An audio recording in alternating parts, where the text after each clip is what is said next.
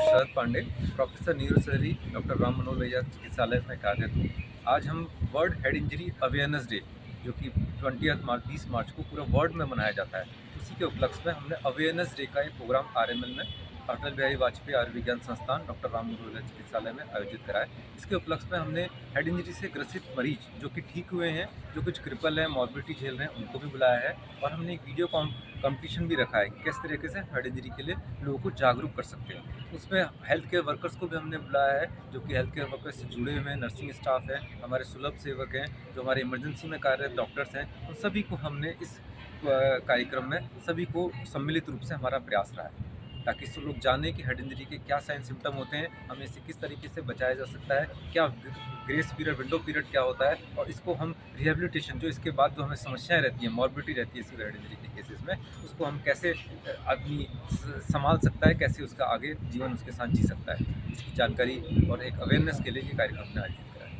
ये जो आपने विंडो पीरियड की बात की है, थोड़ा इसको एलाबरेट करके हाँ, बताइए। तो कोई भी जब भी हेड इंजरी का मरीज होता है, हेड इंजरी का केस होता है, अगर हम जो विंडो पीरियड है लगभग 10 से 12 घंटे के अंदर ही हम 8 घंटे के अंदर हम अस्पताल में पहुंचते हैं। पहले तो हम साइन सिम्टम को जाने की, अगर हमें चोट लगने के बाद हम कुछ ट्रांजिएंटली बेहोश हुए, लॉस ऑफ कॉन्शियसनेस है, नाक कान मुंह से अगर खून की आया है, या उल्टियाँ हुई है, या लगातार सर दर्द बना हुआ है, या अबनॉर्मल बॉडी मूवमेंट जैसे सीजर, दौरे की शिकायत है, कोई भी सिम्टम हमको दिखते हैं, तो हमें तत्काल हेड इंजरी के बारे में जान करके तत्काल नियरेस्ट बड़े चिकित्सालय की तरफ जाना चाहिए, ताकि पूरी जांच हो और under observation. Even transient memory loss भी होता है, कई बार कंकशन इंजरी होती है, उनको भी लाइटली नहीं लेना चाहिए। लगभग 48 घंटे तक हमें किसी न किसी चिकित्सकीय मार्गदर्शन में रहना चाहिए, डायरेक्शन में हमें इलाज चलना चाहिए। किस किस तरह की ब्रेन इंजरी जो मतलब सबसे हाईएस्ट नंबर पे ब्रेन इंजरीज के देखिए, केसेस लगभग आते हैं प्रतिवर्ष आपके पास? 1.5 लाख से ज़्यादा लोगों की मृत्यु रोड ट्रैफिक एक्सीडेंट से होती है। हेड इंजरी का most common cause road traffic accident है। उसके बाद फॉल फ्रॉम हाइट, जिसमें बच्चे की बालकनी से गिरते हैं, छत से गिर जाते हैं। तीसरा कॉमन कॉज होता है अपने स्पोर्ट्स इंजरीज होती है, या अपने फॉल फ्रॉम हाइट कोई ऑब्जेक्ट आपके ऊपर गिर जाता है, या कई झगड़े होते हैं, फाइट में भी काफ़ी इंजरीज होती हैं। ये सारी हेड इंजरी के कॉजेज हैं। ब्रेन इंजरी और हेड इंजरी क्या दोनों में डिफरेंस है? ब्रेन और हेड एक ही, हेड जो ब्रेन होता है हम अंदर के पार्ट को ट्रीट करें, हेड से सिमिलर।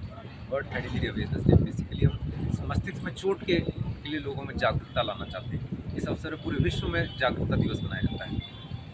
आरएमएल में कुछ इस तरह का इंजरीज का और ब्रेन इंजरीज का कितने केसेस आते लगभग हैं? 3 से 4 हज़ार के करीब मरीज हर साल प्रतिवर्ष इमरजेंसी में आते हैं। उनमें से काफ़ी अधिकांश केस माइल्ड मॉडरेट इंजरी के होते हैं। कुछ केसेस, कुछ परसेंट जो सीवियर हेड इंजरी के होते हैं, जो बहुत ही जटिल दौर से उनको ऑपरेशन भी होते हैं, जिनमें उनको बाद में रिहेबिलिटेशन के लिए भी काफ़ी लगातार फिजियोथेरेपी वगैरह जारी रहती है।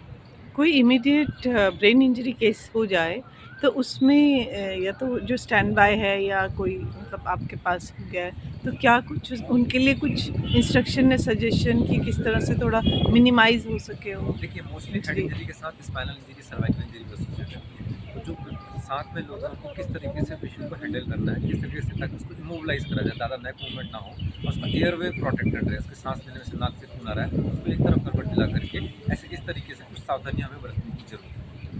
सर आरएमएल ऐसे केसेस के लिए या इस तरह के लिए और आगे क्या करना चाह रहा है या क्या प्लान है आरएमएल का? आरएमएल अपने लगातार अपनी इंफ्रास्ट्रक्चर वाइज की अपनी सुविधाओं के बाद भी लगातार प्रोग्रेसिव पाथ कर, लगातार बढ़ रहे हैं। हमारे डॉक्टर्स की कॉन्फिडेंस भी बढ़ रही है, लगातार हम ट्रेनिंग प्रोग्राम भी कराते हैं, ताकि हमारे जो यंग जनरेशन के रेजिडेंट डेवलप हों, वो इस चीज़ों को ट्रेंड हो कैसे इमीडिएटली। इवन एमबीबीएस के स्टूडेंट्स के लिए हम ट्रेनिंग प्रोग्राम कर रहे हैं, ताकि ACLS के कोर्स भी कराए जा रहे हैं, ताकि लोगों को एडवांस ट्रॉमा लाइफ सपोर्ट के बारे में जानकारी रहे और वो मरीज को कैसे हैंडल करना है उसके बारे में उन्हें पूरी जानकारी रहे।